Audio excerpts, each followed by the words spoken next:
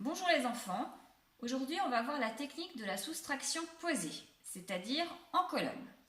On va la faire en deux temps. Une première fois quand il n'y a pas de retenue et une deuxième fois qui sera un peu plus compliquée là où il faudra bien se concentrer avec des retenues.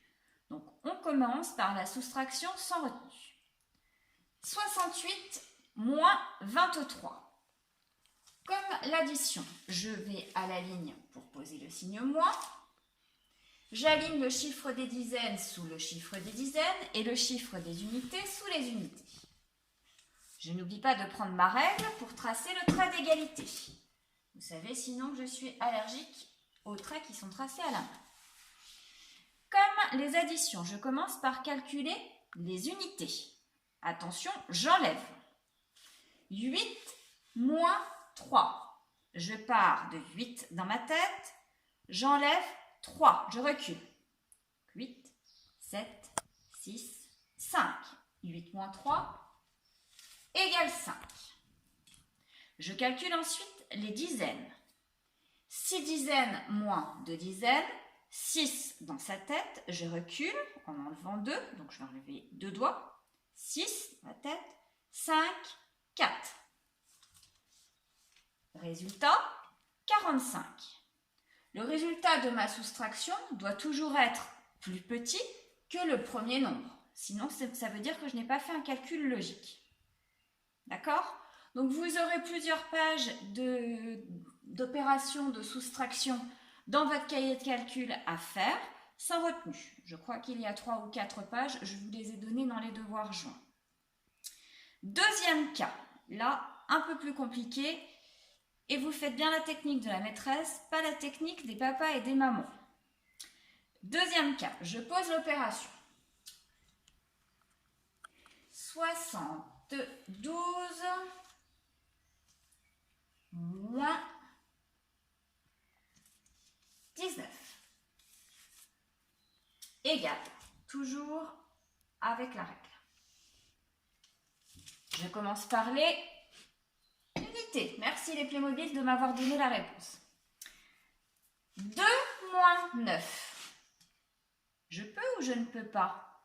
Je ne peux pas. 2 étant plus petit que 9, je ne peux pas enlever 9 à 2. Je vais devoir prendre une dizaine, casser une dizaine, emprunter une dizaine chez les 7 ici, pour faire 12. D'accord? Donc si j'ai pris une dizaine, j'en avais 7, il ne m'en reste plus que 6. 12 moins 9. Cette fois, je peux puisque 12 est plus grand que 9. Donc, je pars de 12 dans ma tête et j'essaie de trouver combien il me manque pour aller à 9. 11, 10, 9. Il me manque 3. Donc, 12 moins 9 égale 3. Je repars de mes dizaines. Attention, j'en ai plus que 7, mais 6, puisque la dizaine qui était ici, je l'ai ajoutée dans les unités. Je vous expliquerai après par un dessin pour que vous compreniez bien le sens de cette technique. 6 dizaines moins 1, 6 moins 1 égale 5. 6 dans la tête, j'enlève 1, 53. Si je fais par le dessin, pour que vous compreniez cette technique, 72, c'est 7 dizaines, donc je vais dessiner 7 bâtons. Et 2 unités. Je veux enlever 19 à 72. Je vois bien que je ne peux pas enlever 9 unités puisque j'en ai que 2. Comment récupérer 9 unités?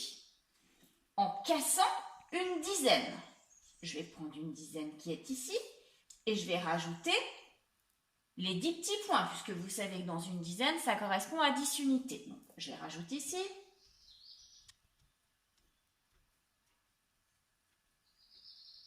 D'accord? Maintenant, je peux enlever 9 unités. Je peux les enlever.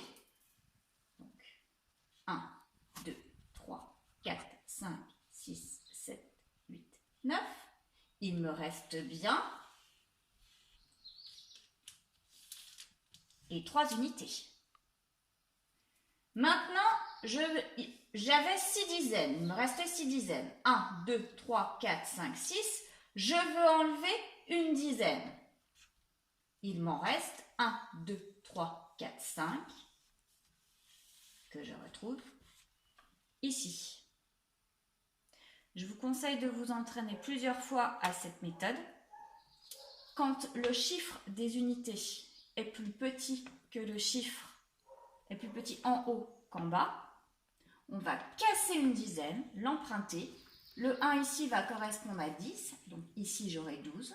Je n'oublie pas d'enlever la dizaine pour trouver ces unités. C'est pas facile expliquer comme ça en vidéo, donc entraînez-vous déjà bien à faire dans un premier temps les soustractions sans retenue.